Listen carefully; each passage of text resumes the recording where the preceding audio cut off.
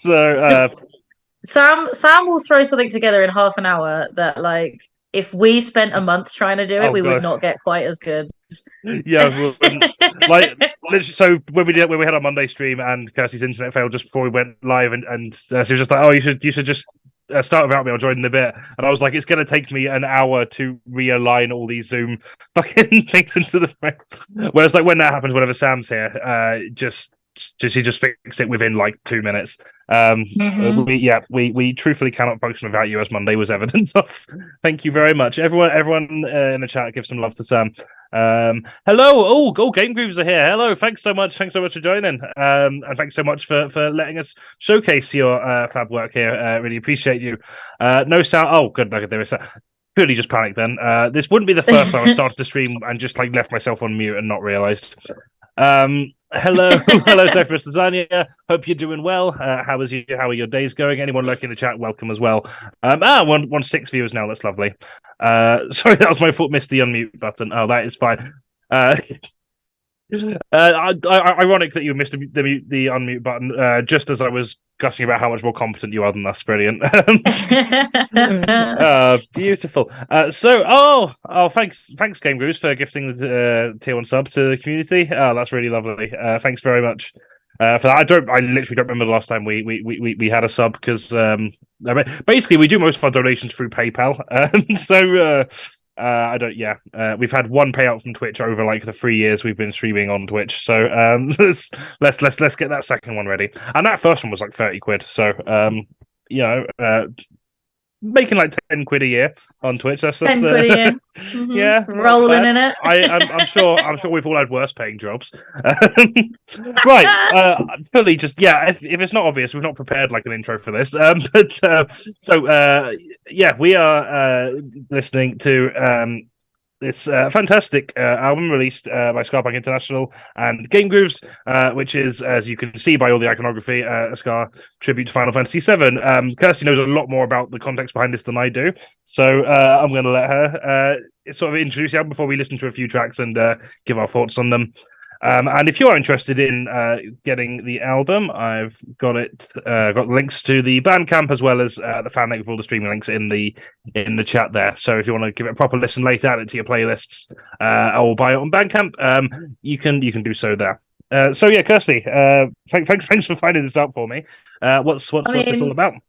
So, the wonderful team at Ska Punk International dropped me a message. I was going to say a couple of weeks ago, close to a month ago, saying they've got this new album coming out, and they think that we'll think it's really cool, and we do. So it's a collaboration between Ska Punk International, and GameGrooves, following on from when GameGrooves made Scario Kart, which is like a Mario Kart Ska mashup, which if you haven't heard that, definitely check it out. Oh, that sounds brilliant. Hell of a lot. I had a quick look at some of the other things on Spotify. I completely missed that one. That is such a beautiful. But like I love the story behind it because it started off as like a joke tweet, which is also how everything I've ever done has ever happened. So I can really, really relate to this creative process. Where they sort of went, what should be our next like Ska follow-up? To which Chris at Ska Punk International replied, I mean, if you do something, I will jump on it. And then that snowballed into this. They went and got a bunch of like amazing bands involved. And like, as someone who had like an internet project over lockdown, it's like people are so enthusiastic to like jump on something that just sounds fun. Oh God, yeah. And so on the one hand, I am really amazed and impressed by this album and like what they've managed to pull together and like the sheer level of talent that is evident in it. Like on the other hand, I have seen how just like saying something that sounds like it's going to be a fun project on the internet where like other cool people might see it can snowball into something like this. So like I have an idea, like I can picture it in my head a lot more clearly now than I would have done, say like pre-lockdown when I was spending a lot less time on the internet. But I'm still massively impressed how well this has come together, how cool it sounds. Like I know that me and you have both got albums by at least one of the bands involved, and I love that like bands I don't actually know if I've got a full album by any of these bands. I know Flying Raccoon Suit. No. I Half thought you Past had a Two. Flying Raccoon Suit album, but I know I do. I think I've to got. be honest, I haven't looked at all the. I know I've at least got a Flying Raccoon Suit and Half Past Two EP. I've definitely Something. included both of them on playlists at some point. I'm sure. Yeah. Probably from your suggestion. I do also really enjoy when like bands that like I look up to and respect as grown-ups, as like serious recording artists, will jump on a silly fun project like this. Yeah. I feel, and also like I'm aware that part of why I see them as serious grown-ups is because I don't understand the music industry as much as I want to. Like I know I am lying to myself about like how people that I think as like internationally renowned recording artists actually have to have day jobs as well. Yeah. And like people that have like tens of thousands, hundreds of thousands of followers and who go on massive tours are taking a massive hit in order to like be off of their like regular like teaching job or whatever just to be able to do those tours. And it is a thing about the world that I choose to lie to myself about because I don't want that to be the case and I don't know how to change it. But I'm if anything even more impressed that you have to have like a day job and a band and you still have time for like this fun stuff. Yeah, it is in many ways awe inspiring. I say as someone who like comedy circuit functions very similarly, but I think there's generally less costs involved in going on a stand up tour or just doing stand up as things. Like it's quite in terms of like the equipment and costs you need to sink into to get started, it's just the regular travel stuff really. Whereas there's so much more equipment and faff involved. And especially with ska bands, which have an average number of members of like 20. So a thing I know about ska bands is like one, it's very difficult to get them all in the same room at the same time. I'm amazed that any ska band has ever managed to complete a song. I'm amazed that there is a room big enough to host them that isn't a concert venue. The other thing that I know about ska bands is that every drummer and every trombone player is in like 4 bands because there just aren't enough of them to go around.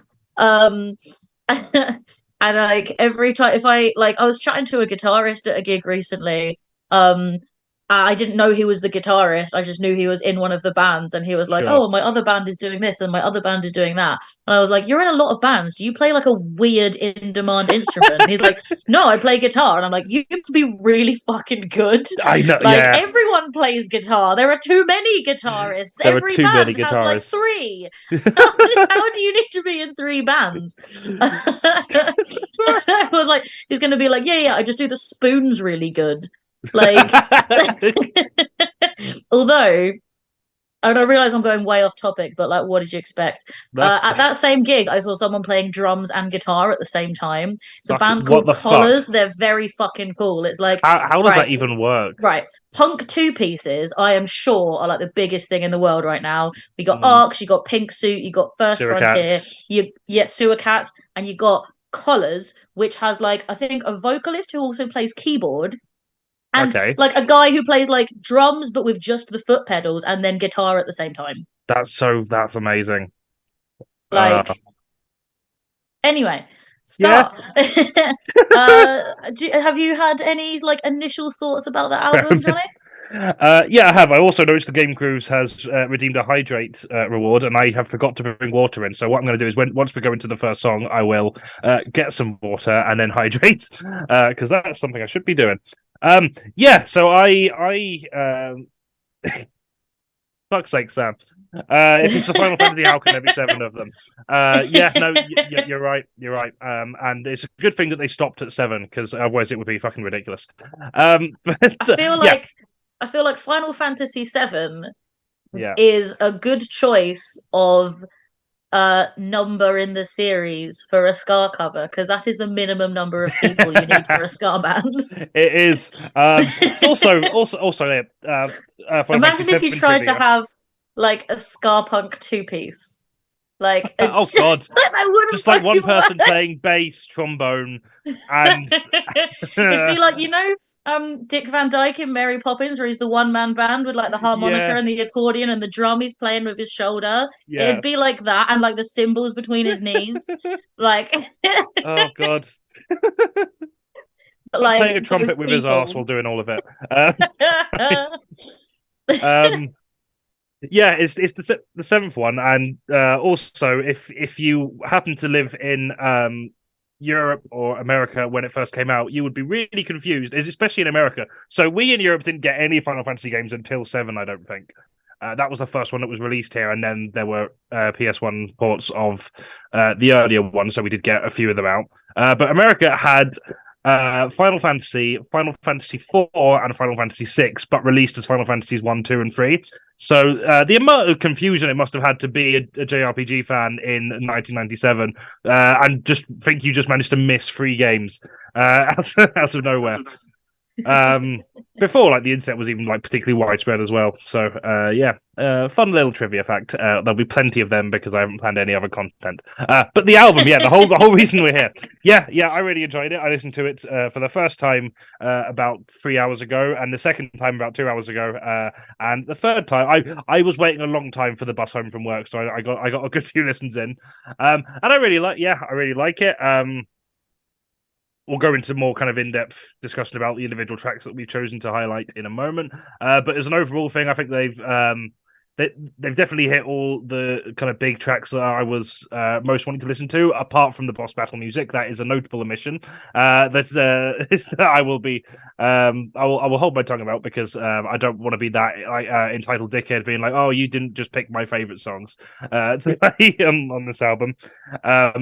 But yeah, we've got One Winged Angel, we've got the main theme, we've got Genova, we've got a lot of the notable character themes, the Chocobo music, obviously. If there wasn't a Ska version of the Chocobo music in this album, I would have thrown a riot. So yeah, glad we included that. Sorry, were you going to say something there, Kirstie? So this is not yet out, although it should have been, but I did interview Ska Punk International and GameGrooves for one of the magazines that I write for, and we've been having issues with WordPress, which is why it is not yet live. But I have it, so I can tell you exclusively that in some of the comments that they made, we've got who doesn't think of Ska when they hear One Winged Angel from GameGrooves, which they've picked on the same thing you have, Yeah. But and then also like apart from that, like the guidance that they gave to the bands was just like pick a bit off the soundtrack and make it ska. And then they were just, apart from like keeping the general melody intact, all of the arranging was left up to the artist, which I really That's really enjoyed that people cool, just yeah. got to run wild with it, come up with their own interpretations, do everything that they wanted to do on their own. Because I feel like that is how you get, good creative stuff out of people. Just like give them the freedom to do what they think is going to work. Definitely. And I think when you give someone a vague brief, like you don't necessarily know how they're going to interpret that brief based on like their own things. Like if you like I don't know if this is a good example, but like Taskmaster tasks, when you see people just approach it from completely opposite directions, and they look really surprised at how the other people did it. I think like when you get quite like a brief that's open to interpretation like that, you get some really fun stuff out of it at the end, and it just feels like that sort of put us in good stead for some great stuff. Definitely do. And it's interesting because there's actually 2 adaptations of the main battle music in this album, I believe. Those Who Fight and Let the Battles Begin. But they are very different tracks that follow around the same kind of motif, the same melody, the same broad song, but they're supposed to be very different They're meant to be very different tracks in the process. So that's I think a really good example of how just kind of using the same inspiration, getting some really cool different things out of that. Before we go into like individual tracks, I want to say, there's a lot on here that I didn't realize I needed to hear a Ska version of. It really works. So we're not going to be playing Rufus's welcoming ceremony in this stream, but that is one that translates so well because that's already like a lot of kind of brass, a lot of horns in it as it is kind of is very fanfare-y, so that translates really well to Ska. You're better skank at the gold Scarcer. That one is absolutely fantastic. I'm already regretting not picking that as one to showcase, to be honest. But yeah, that's amazing. And I've spent most preparation stream just trying to think of Final Fantasy VII Ska puns, and I couldn't come up with any. So that one, absolutely mad respect for that. And like Aera's theme and Tifa's theme managed to carry the same kind of emotional weight, but in a very different way than the kind of chip tunes of the original. So yeah, it's just really cool, and a lot of these I wouldn't have necessarily like they all stand alone as their own piece of music. They kind of vary between how faithful they are to the original in terms of structure, but all of them, regardless of that, do stand on their own as pieces of music. And yeah, it's pretty cool. I would definitely advise you listen to it, and I'd love to hear more from them somehow. Maybe we can do the other like 50 Final Fantasy games at some point. Yeah, so that's my general thoughts in a nutshell. We'll take a deeper dive on 4 tracks today.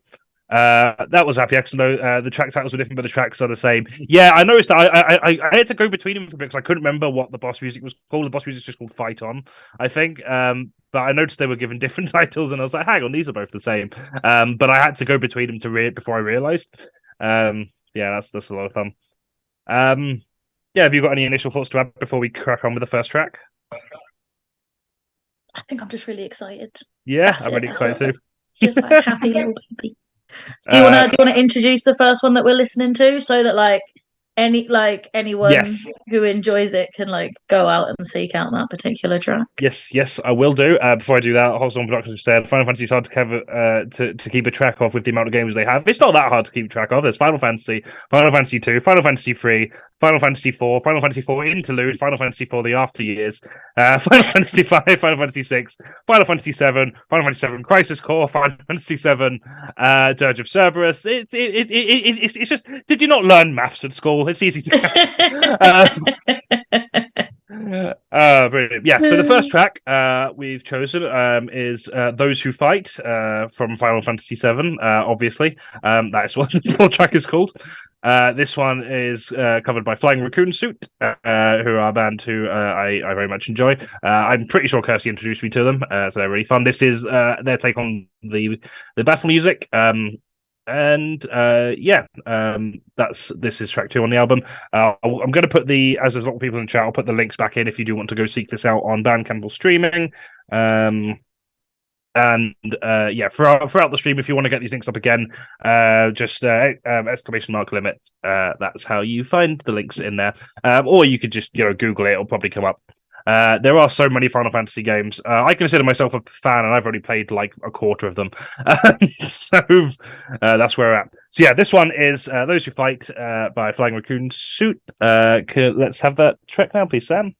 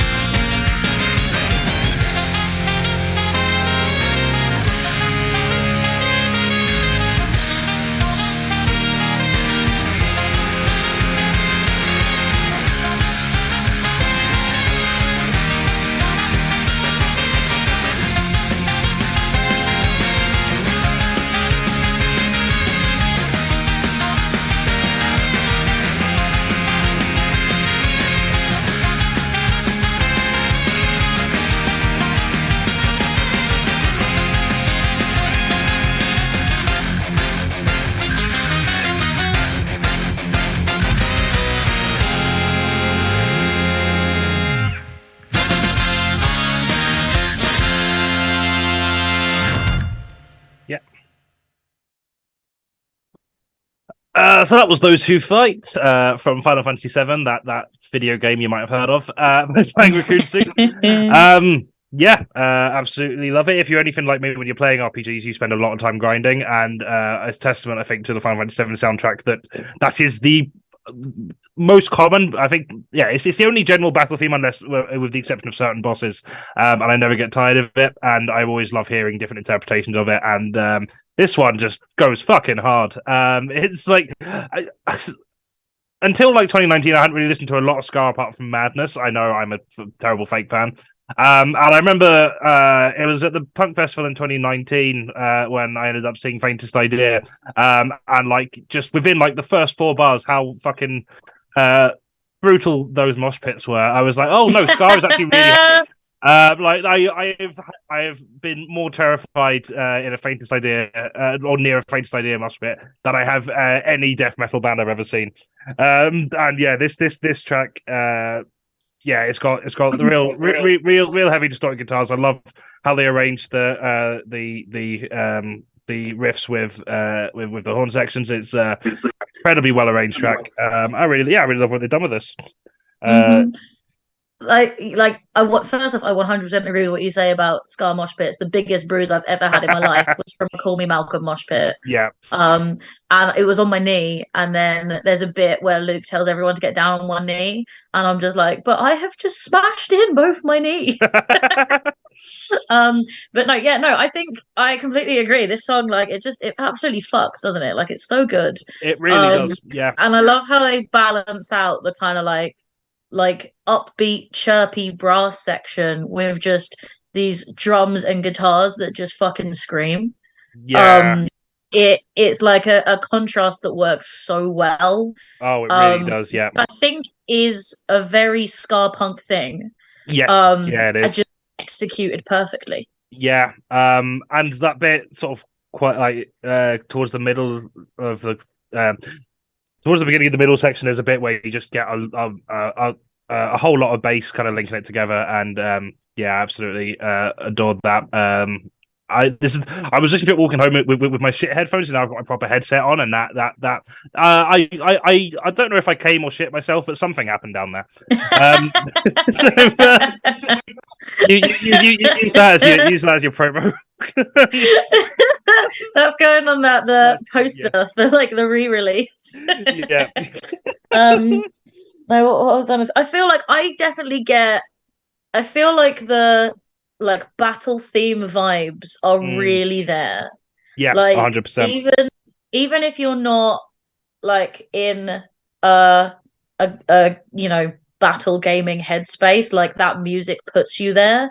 And I realize, that was the point of the original track. Yeah. But also feel like it's been carried through very effectively in the new version. It's been carried through and enhanced, I'd say, as well. I think one of the interesting things about doing this soundtrack in particular, as opposed to maybe some more modern games, is because it was still using kind of chiptune and MIDI, and my specifics when it comes to music knowledge is kind of limited, but yeah, it wasn't.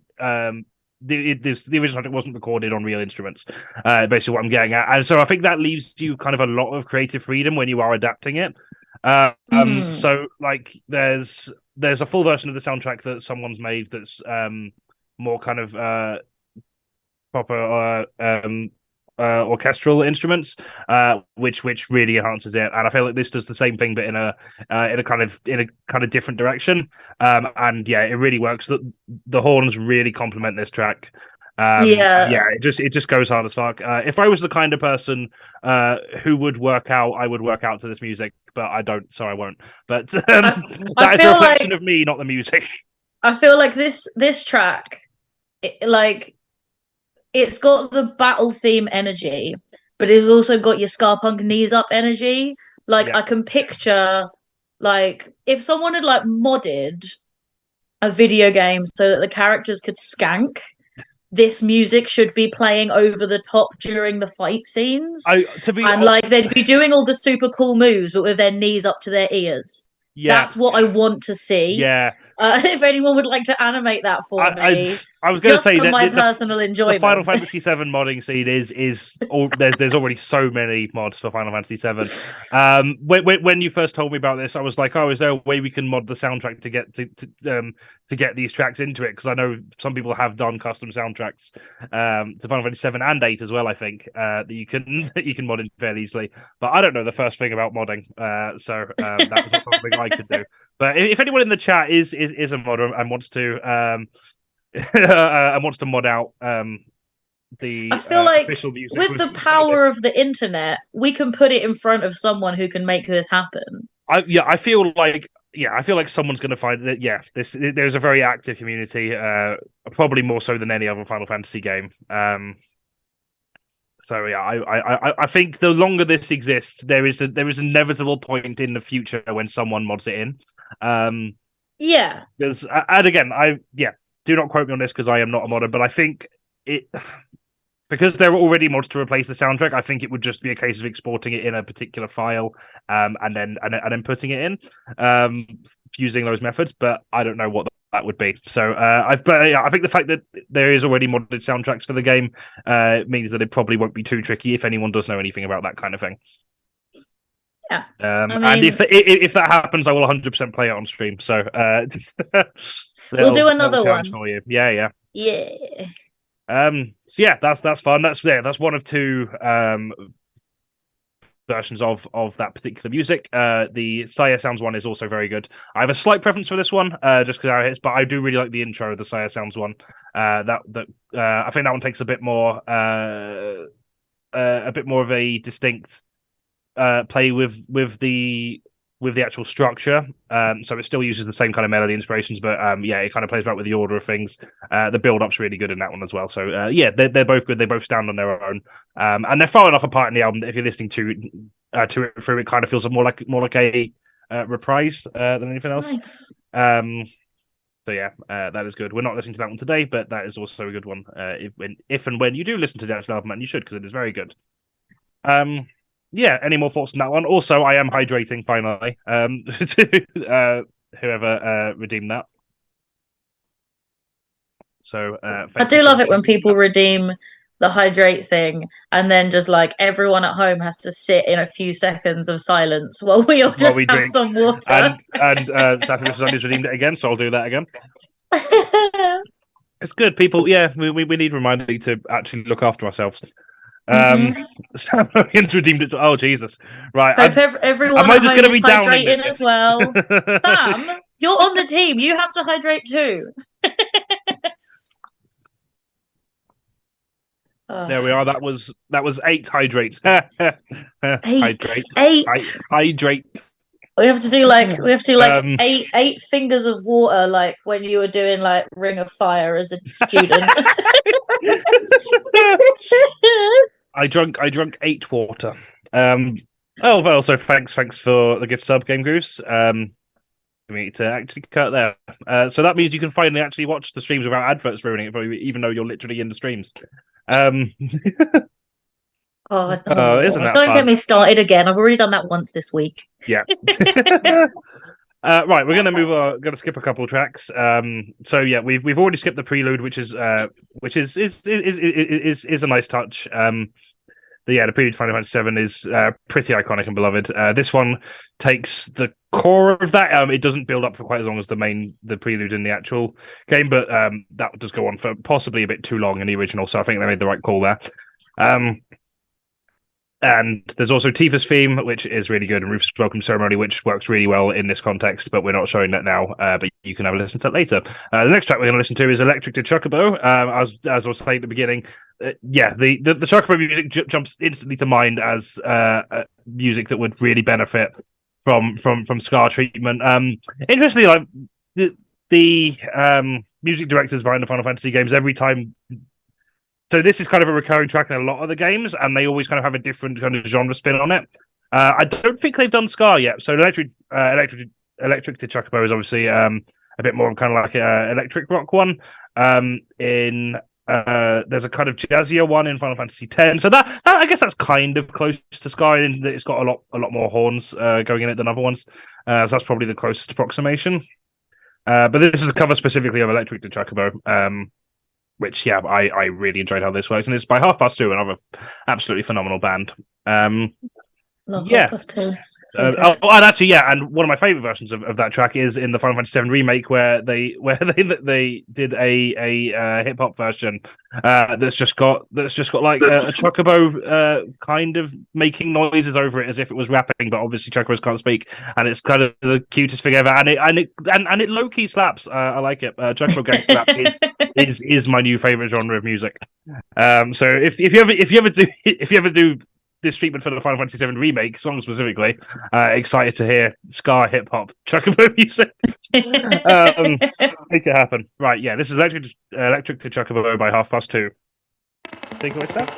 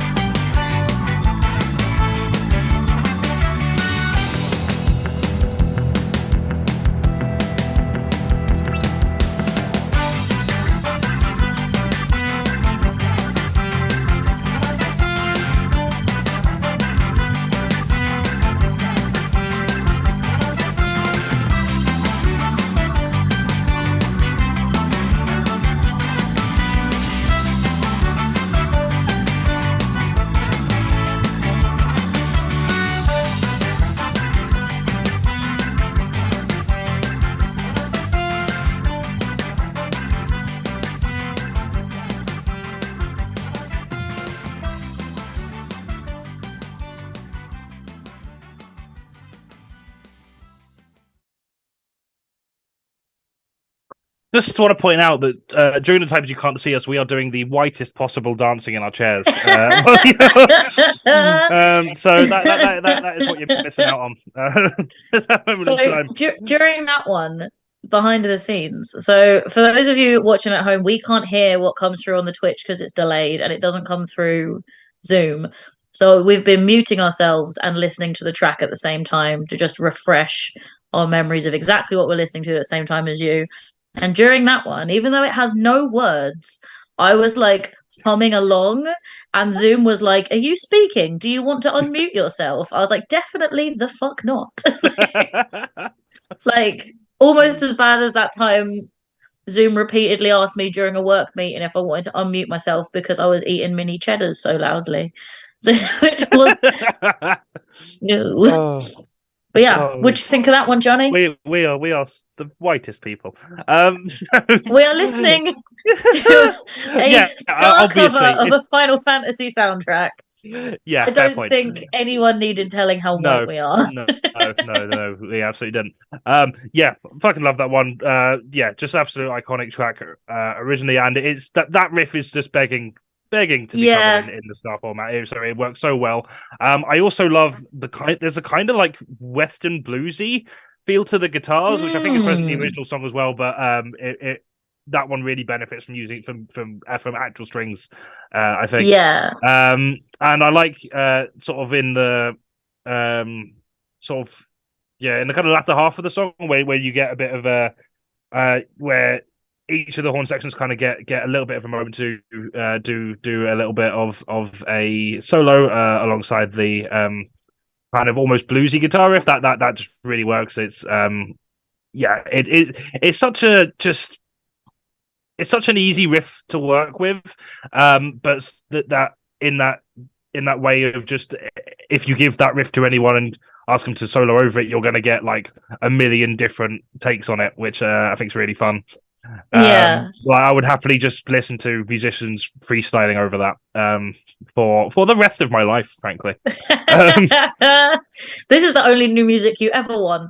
Just different musicians just like vibing. We have already made the perfect tune. We just need to embellish that. Just to every talented performer's new take on it. Yeah, exactly. That's all we need. Yeah. Don't come up with anything original. Just do your own version of this. But like, I think I was gonna say it really lends itself to like this style and genre of music. It's got that like upbeat. Like it really lends itself to like the horn section and like the fun strings and everything. But then at the same time, they're very talented musicians doing it. So maybe it feels like it so effortlessly lends itself to this type of music because they have been so good at like vamping it up into this style. But it just works so well. This is such a like fun, happy thing. I feel like it's the kind of thing, it's just like no matter how bad a day you're having, like this will just sort of like get a little like jiggle in you. No, absolutely, definitely. I'm trying to remember if this is the music that plays as you're riding the Chocobo or the music that plays when you encounter wild Chocobo. So in this game, the way you ride a Chocobo is you'll encounter a battle with some monsters and the Chocobo, and you have to defeat the monsters without scaring the Chocobo away. Basically, so whenever you're grinding to try and find one, it's a kind of race against time. You can help the Chocobo stay by feeding it some greens. I've forgotten the actual name of what the specific part is called, Gyashi greens or something. It's one of those things I've always seen it written down in the game and never learned how to pronounce it. So I just say words in my head. That'll be it. So and it's such a fun tune. If you can just picture listening to that while riding on a basically just like riding on Big Bird in a strictly non-sexual way. Or I mean, you can imagine what you want. I'm not your mum, but like of all the emotions this music gives me, wanting to fuck isn't one of them, and that is no criticism of this. But you might be different. You might have different tastes. I feel like it would be a difficult song to maintain the bounce of. Right. Now that I've gone to that, I think we've exhausted what we need to talk about on that song, so I think we're probably ready to move on. Like as soon as you said that, my first reaction was, well, now that sounds like a challenge, but like what I'm happy to kind of leave unchallenged. Someone is probably going to challenge it. I hope if you do want to challenge it, go ahead. Just like don't tell me. Unless it was really funny.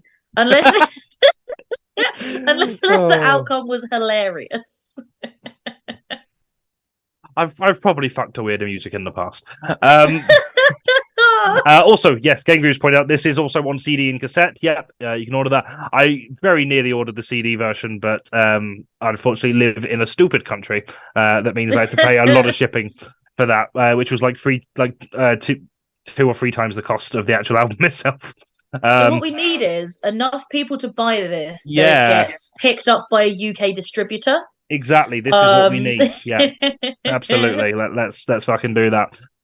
Or we'll just buy a bunch in bulk and just give it away as gifts to our patrons. Do not hold me to that because I was gonna say, and this, I mean, probably it's something I should be saying necessarily on stream, but like Craig's going on tour in the US next year. We could very kindly ask him to pick us some up while he's over there. Can, yeah. If we want to be cheeky. if we want to be cheeky, yeah. GameGrooves has got to run, but yeah, thanks so much for dropping by. GameGrooves, one of the so this was a collaboration between GameGrooves and Ska Punk International, and obviously a lot of other musicians and bands in the process. But yeah, they are the reason this exists. So thanks very much, and thanks for all the gift subs. I feel like you're just giving back all the money I just spent on buying the album in the form of gift subs. So I like it. This is what socialism is all about. Passing around the communal 20 quid. Exactly. Yeah, exactly. Just pass it to a bunch of different creative there's nerds. enough billionaires in this country. There's only actually about £100 for the entire economy. We just pass it from each other to just do weird art at each other. Yeah, all the money in banks has no economic value because it's just like sitting there to keep people on the rich list. Yeah. And there's like £100 that the rest of us pass around to live. Yeah, exactly. Right. We only said this was going to be an hour, and we've already been chatting for like 50 minutes. So we've got 2 more songs, and the next one is the longest one. So the next one is One Winged Angel, which of course I had to include. Just to get the reason we're skipping a lot of tracks purely for time. A lot of these are really great. So the Numberless of Aerith is a really good one. That's quite upbeat for what a kind of tragic character Aerith is. If you know anything about the game, apologies for spoiling anything for you. You better skank at the Gold Scarcer. It's just really fun, and the gold. So that's the Gold Saucer music, which is basically just like a little amusement park arcade area that you go to in the game. That is really fun, more bouncy music. Also a really good one. Under the Rotting Pizza, which plays a great title. It's such a great that is the actual title of the music in game as well. That's not just a fun take on that.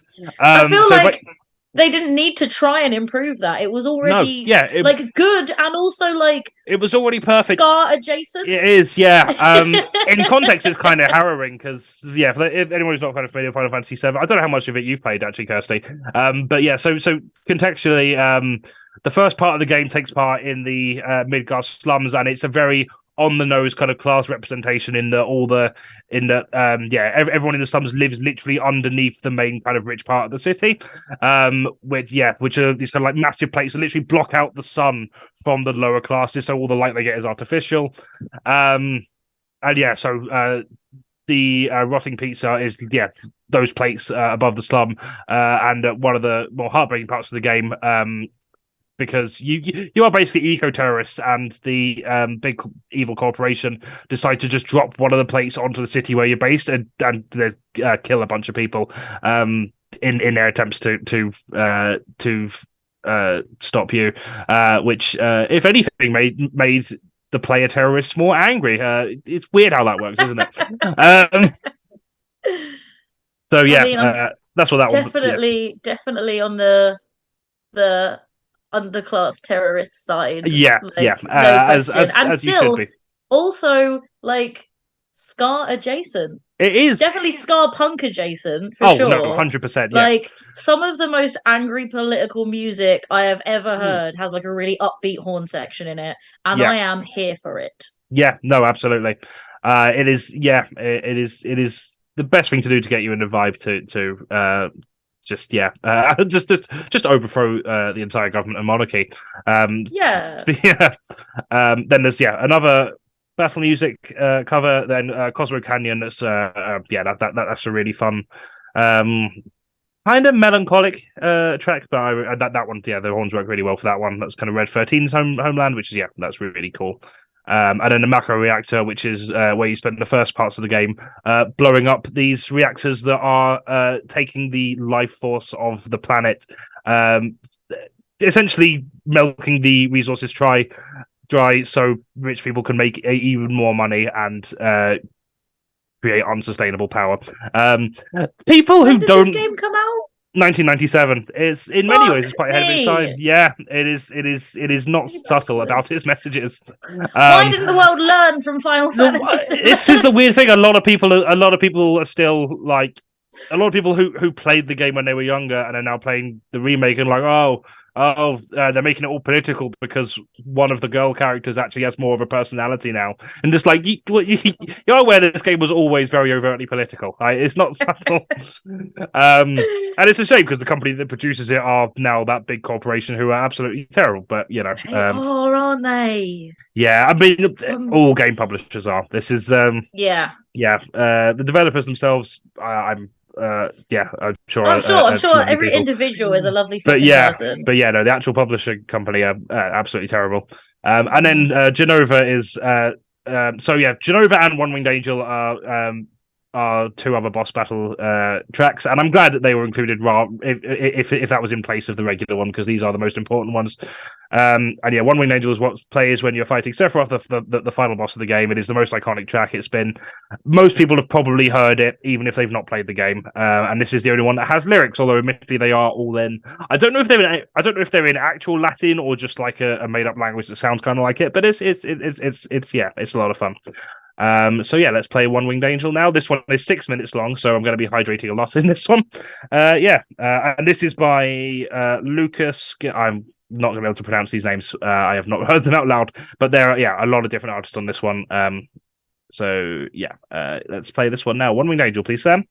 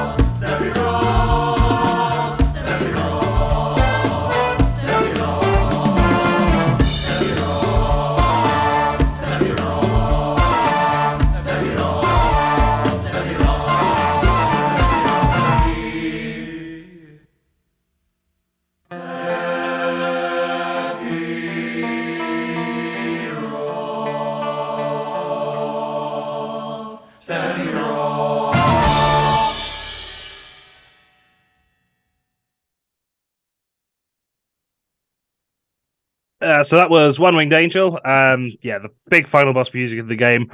I really like what they've done with this. So they've done a really interesting. I don't know if this was intentional, but they've done a really interesting vibe that it's kind of made it. The song kind of sounds more chill, but in a way that's kind of got a bigger sense of impending doom to it. So the original is very, very kind of dramatic.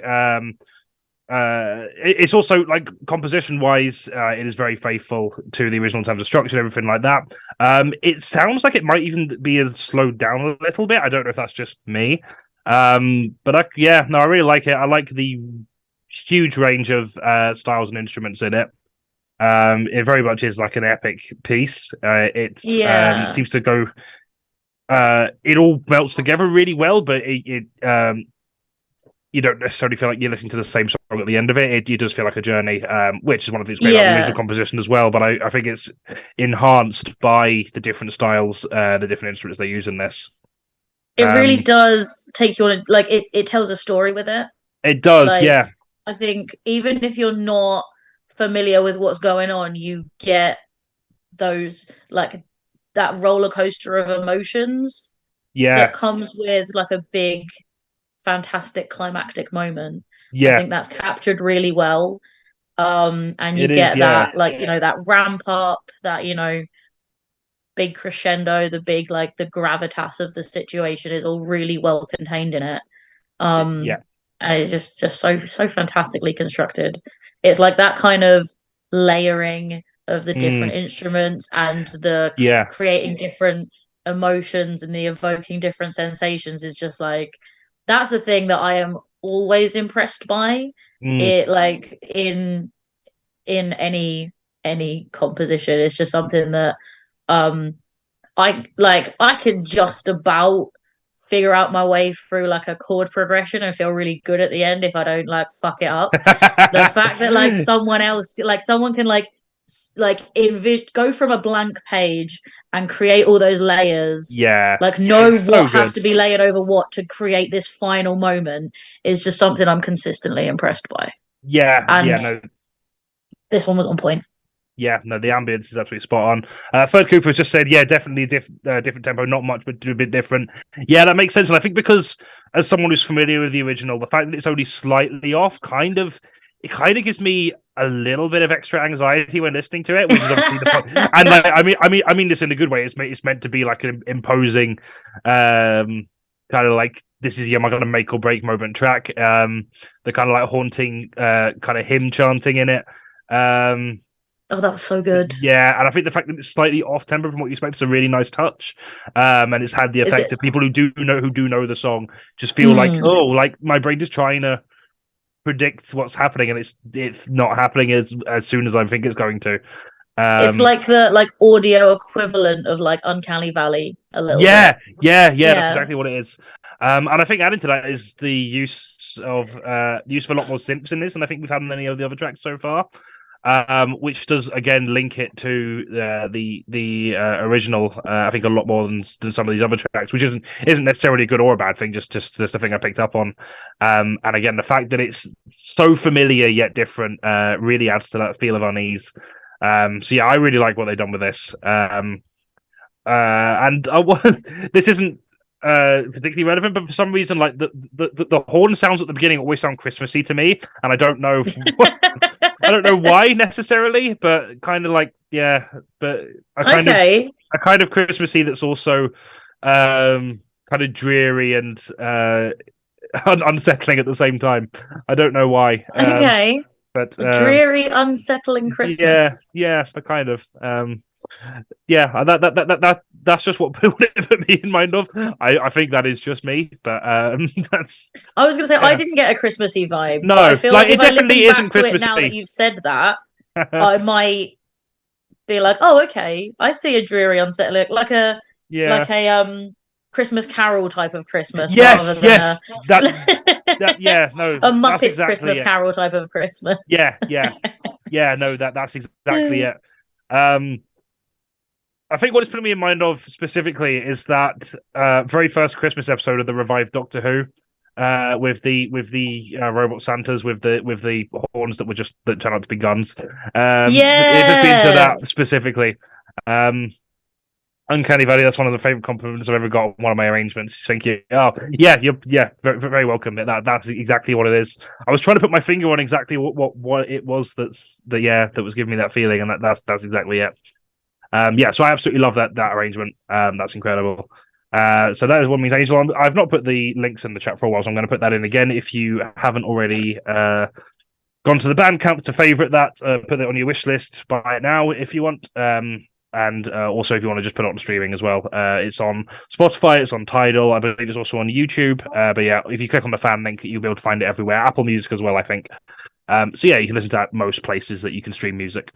We've got one more track to play, and we've been going for like an hour and 10 minutes, and I said this was going to be an hour, so I think this is a good time to wrap up. And what better way to wrap up than with the main theme of Final Fantasy VII? Again, yeah, I think it's one of the most iconic pieces of music of all time, and this incarnation of it is certainly no exception to that. So let's see if you've got anything else you wanted to say about that last track. We'll move on to the next one, Kirstie. No, I just think it was incredible. I'm so impressed. Well done, everyone involved. Beautiful stuff. Yeah, and you can tell it's a collaboration between loads of people as well, because but it meshes so well together, which is always something I'm in awe by. So I've not attempted to write music for many years now, but back when I did, I was always trying to write stuff that I thought was quite proggy. But the reason for that is I didn't really know how to link bits together, so it just ended up sounding that way. And there's a difference between a long piece of contrasting music that flows and has that kind of consistency to it, which this does, and the stuff I was writing, which was just kind of jarring shifts between ideas that vaguely I just kind of mashed together until they're the same piece of music, but they really shouldn't have been. This is always a thing I admire when people can pull that off.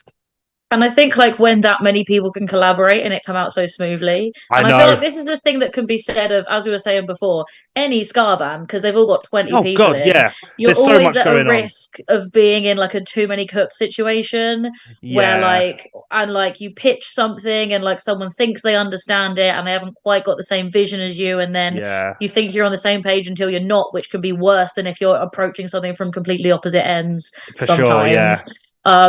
There's so many, the more moving parts you have, the more people you have involved, the more chance there is that just someone's just not going to be on the same wavelength, and it's going to end up just jarring rather than great. And I think it is a testament not just to your musical ability, but your general character as a person. If you can collaborate with so many other people in a way that is the end result, no matter how much I don't know, bickering or just sitting down and figuring stuff out for days to get to the end result, if the end result feels this effortless, you've got to be doing something right in the way that you communicate with other people at the end of the day. And that's two difficult skills, music and communication, and you're fucking smashing both. Yep, absolutely. And given as people who work almost exclusively with comedians at the minute, where that very rarely happens, I think it's fair to say. I mean, generally these people get into stand-up is because they hate working with other people, as opposed to so I started out my kind of comedy ambitions with filmmaking, which is a much more collaborative process. And I only managed that for a few years before I just couldn't do it anymore. Absolutely kudos to anyone who can actually work collaboratively like that, and not just drive everyone up the wall. Because it is a skill that as much as I love pretty much all the comedians I work with, it is a trait that is lacking with a lot of us, myself included. I'm not trying to say I'm better than others comedians. We are the worst people to work with, and I feel very sorry for Kirstie for having to work with me and all of us. Jonny, as someone who has worked with all of the comedians that you work with, I love you the most. You're my favorite comedian because you're not an asshole. I'm gonna start putting that on my posters.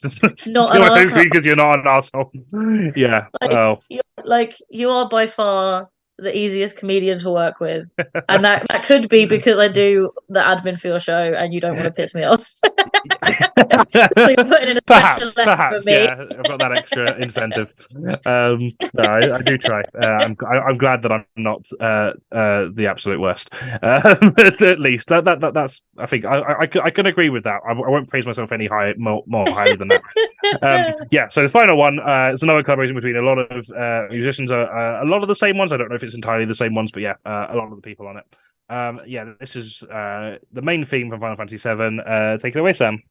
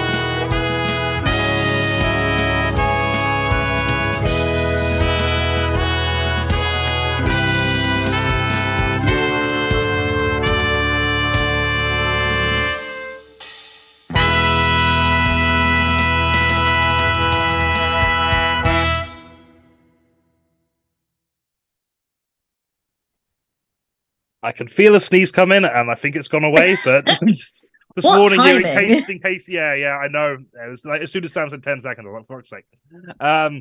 Yeah, so that was the main theme of Final Fantasy VII. I on like a fourth listen to that, I've noticed few little touches that I really enjoy. I noticed like as it kind of broke into the main part of the song, it sounded like they had the bass riff from the OG Final Fantasy battle music. On it, I don't know if that was just me. I don't know if that was a coincidence. I don't know if that was intentional. I don't know if that's just me projecting onto some similar sounds. But I really enjoyed that. Definitely the kind of detail I would not put past this particular group of creatives. Yeah, like if someone had decided I'd to be interested to know if that was an intentional yeah, excerpt. throw a little homage in there, I wouldn't be that. surprised in the slightest. Yeah. Um, But I think that's a really nice track to end the album on. It's been a while since I played the original Final Fantasy VII, so I can't remember if the main theme does play at the end. But so the first time it plays, if I remember correctly, is once you leave Midgar, so which is basically like the first quarter of the game. So it's quite a while before you even hear like the main theme, from what I remember. And you get to the overworld for the first time, you're like, oh, this world's actually a lot bigger than this kind of desolate city that you're confined to for the first part of the game. And it's kind of really hopeful. There's this real kind of sense of adventure to it. It feels very nice and motivating and uplifting. And then once you get to kind of halfway through, and shit starts getting really fucked, to use a technical term. Use an academic language, and there's basically like a big meteor looming over the planet, which is gonna destroy everything, which is really terrifying at first. But if you're like me and do all of the side quests, that will just be there for ages, and you'll be like, "That's not even moving." I don't know why I'm worried at this point anymore. I've been doing this for like over 100 hours, like in real time. But you get that, and another detail I noticed, which I think I missed first time, and I don't know if this is true in the actual main theme of Final Fantasy VII, but it looked like they interpolated some of the riff from the second half of the game that plays in the overworld, which is much more ominous, foreboding track that is like, oh shit, this is going to end the entire world, and it's this really creepy riff. That it sounded like they used a bit in the main melody, which kind of recontextualized it and made it kind of like, oh, we've kind of triumphed over this particular threat, which was a really nice touch. I don't know if that's actually present in the original arrangement or not, but if not, that was a really nice touch. I really appreciated that. As someone who does love the game, but has only actually finished it once. So I've played like the first quarter of it several, like more times than I can count. But yeah, in terms of actually finishing it, I've only done it once. Yep, fair. Yeah. I just spoke for ages there. What did you think of it? I thought it was lovely. I thought it did feel like a really perfect ending. It like wrapped up the album really nicely, and like it had that sort of like sense of a journey to it. And that sense of conclusion as well, that like really like peaceful, harmonious like ending, which is a nice place to finish. Like you've completed the game and you have won and there's a happy ending. And it has it has like, like where they do like a medley of the game music over the game credits. It's like that, but condensed into 4 minutes. Like it felt like the beats of the whole game, but like really nicely encapsulated. And I think like that's really clever. That's a really difficult thing to do, to condense something so much. And it was just done so well. I thought it was lovely. It felt like really kind of triumphant and reflective at the same time. Yes, in that way that. And that's kind of how the game goes, like a nice ending wrap up, kind of look at everything we've been through, look at everything we've learned, and you get those emotions along the way without having played the game. Yeah, no, it's really good, and I wouldn't be surprised if I listened to it again and noticed there's other kind of leitmotifs and stuff from different tracks hidden in there that I didn't consciously notice. Because I think they've. Again, I'm not familiar if that's in the original track or not. I assume probably not, given the context in which it's played in and the context of this being the end of the album. But yeah, that was a really nice touch. It really does put a nice little bow on everything. And yeah, so I actually think I prefer this version to the actual main theme, because I kind of got sick of the main theme, because again, like I am a completist when it comes to games, so it's the kind of thing I'd hear a lot when Yeah. reverse it or like on the airship. I think it plays a version of it as well, or at least uses that same motif in a slightly different tune. So yeah, I absolutely love it. I think that might be my favorite track of the album. I will. I still need to listen to it a few more times before I'm completely sure. But I think in terms of like the little details of what they've done to it, I think it might be one of my favorites for sure. So yeah, hope you all have enjoyed that. Put the album in one more time, just in case anyone's not seen it. Yeah, this was really fun. I enjoyed this. I hope you did as well. The album. I think it's just under £10 if you're paying in pounds sterling, including VAT. If you just want to get the digital version, if you want to get a CD or cassette, obviously you've got to pay extra shipping. Given I think most of our viewers are in the UK. Rupo's like, I'm so sorry you missed it. Well, this will still be live. It'll be archived for 14 days, and I'll archive it on our YouTube channel as well. Apologies, you came in just as we were wrapping up. Also, thank you for the follow. I saw that you followed us like a couple of hours before we started. Appreciate that as well. Yeah, this was fun. We might do more stuff like this in the future if we've got. I mean, through Social Distance Warriors, you're friends with like every band I care about. I don't give a shit about bands that anymore. So yeah, we may do more stuff like this if you've enjoyed it. I've loved doing this. I definitely want to do more stuff like this. We'll try and get some of the actual band members on if we can align time zones, which is a lot more tricky. To be fair, we did. A lot more tricky now the world's not in lockdown and people actually have stuff to do. We did invite. Well, we invited Chris from Ska Punk International, who reached out to the bands who collaborated on it. And unfortunately, Chris should have been home, but his plane got delayed, and he had to go like a long roundabout route just to get home. So he's on his way still, rather than being home in time for this. Otherwise, he would have been here, because the original plan was for him to definitely come on. And unfortunately, like most of the bands who are involved in this are based in America, so they are still like, I think they're just like finishing their workday now or in an hour or so, something like that, depending on which bit of America they're in. So unfortunately couldn't make it, and we all have work tomorrow, so we can't stay up until midnight to incorporate that. No, unfortunately not. But I hope, if they watch this back, I hope they will at least enjoy all the lovely things we've had to say about their music at some point. And if I happen to be in an appropriate time zone, or if anyone does like an album we want to talk about with a UK based band, that might be just a little easier. That'd be good. Yeah. Absolutely. Next time, we should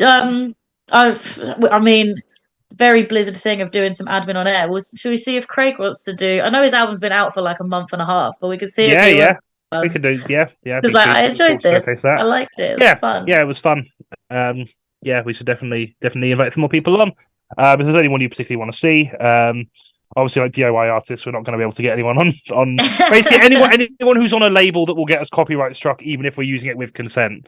Which I believe Metallica did to themselves at one point. That was really funny. It's like they were playing their own music on the stream and Twitch muted it. I remember they detected the copyright. I remember talking to people and then being like, just ask permission to like play people's music while I play video games, and then it will be like because they've said I can. I'm like, no, you don't understand. Metallica's own track got like a copyright strike against it. Like asking permission isn't gonna help. Like Twitch doesn't care. No, it doesn't give a shit. If it's stuff that's like independently produced, you'll probably be alright with it. But anything that's not a major label, because even if you get permission from the band,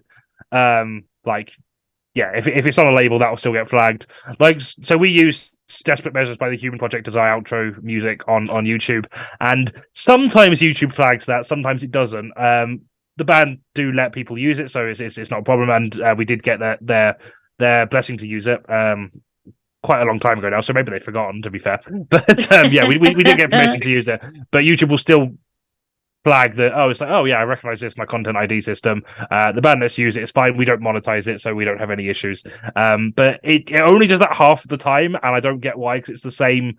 I use the same ending clip each time. I just change the text in it, so it's the same volume. So I don't know why sometimes it notices, sometimes it doesn't. It's fucking weird. It's a very broken system. Copyright laws are one of those things that sound like they should be good at protecting creators on paper, but really they just protect the interests of the already fucking wealthy people who are exploiting the creatives who make the music. So yeah, it is. What a fun note to end on. Isn't capitalism great? Sam just said Homely did it do Dragon Force stuff. It is fairly frequent. Not something we risk a lot of the time, but we if you know of a DIY band who's releasing something that would be very Blizzard friendly, so angry leftist stuff, not even necessarily political or just stuff like this, which is just niche and nerdy. That will be very our vibe. Very our vibe. We'd maybe do some more of these ad hoc in the future if you've enjoyed. So thanks for watching. There's not really anyone online I feel like it's worth raiding, so we'll probably just call the stream to an end in a moment. I'll just do a little bit of promo. So we have got some shows coming up if you're in Manchester. We've got our first preview show on the 7th of May with Ryan Kenny and Sam Serrano. Can't remember if it's in that order, but both of them are there. And then we've got our show on the 9th of May with Pope again headlining and some other brilliant comedians who I definitely remember who I booked also on that show. And then another preview on the 22nd of May. Which is Hannah Platt and Keris Bradley, as well as our usual streams throughout. Except for BCBA. We're not doing BCBA next month, but that'll be back in June. So if you've been watching and you enjoy the weird shit we've been saying, in addition to the very good music that we've been piggybacking off of, give us a follow, and there'll be more of this in slightly more structured ways. And if you didn't, then God bless you for staying for this long. But it's fine. You don't need to come back. I won't tell anyone. Right. Yeah, thanks, everyone. Have a wonderful evening or whatever time of day it is where you are. We'll see you later. Bye-bye. Bye.